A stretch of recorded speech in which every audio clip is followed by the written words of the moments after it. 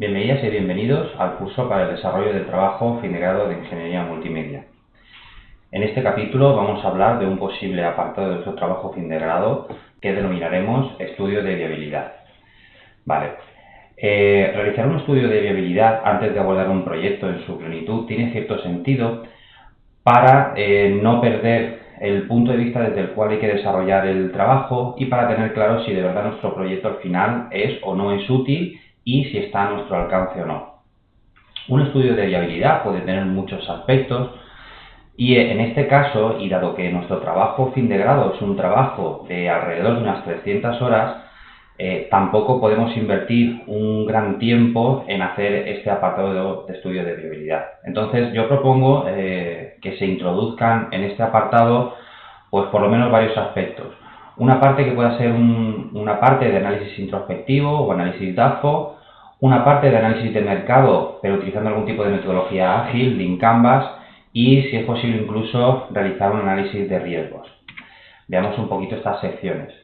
Como veis, el estudio de viabilidad, la idea es que en él recojamos toda esta parte, todo este apartado acerca del cual, pues eso, estudiemos si es viable o no es viable la realización de nuestro proyecto y además si estamos en disposición de hacerlo.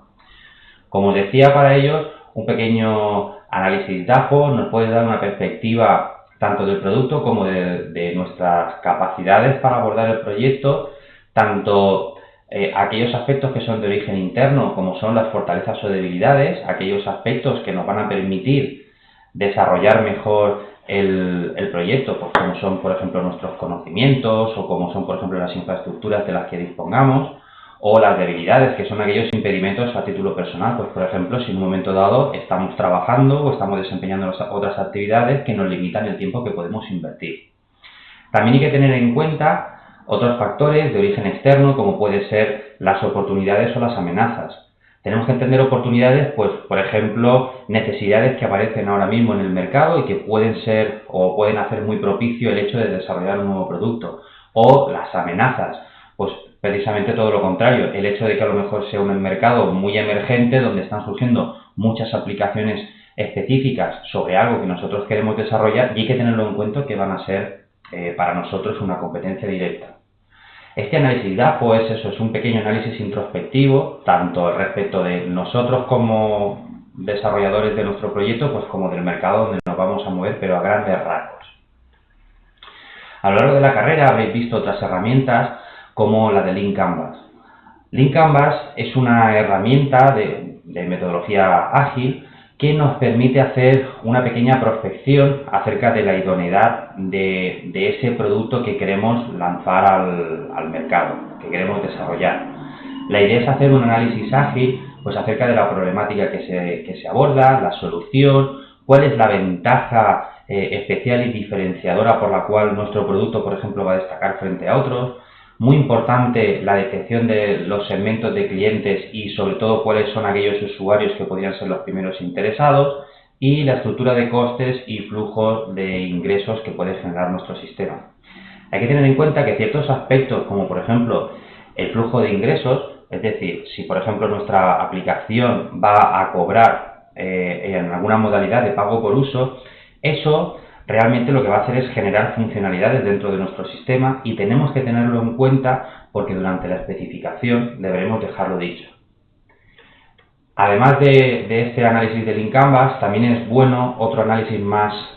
relacionado con la propia gestión del proyecto, que es realizar un análisis de riesgos. Este análisis de riesgo, la idea es poder localizar o tener detectados cuáles son aquellas amenazas aquellas amenazas que podemos sufrir durante el desarrollo de nuestro proyecto y sobre todo dejar especificados cuáles pueden ser los planes de contingencia o las medidas que podemos tomar a lo largo de nuestro proyecto precisamente para evitar, en caso de que una amenaza se materialice, pues el hecho de que nos afecte.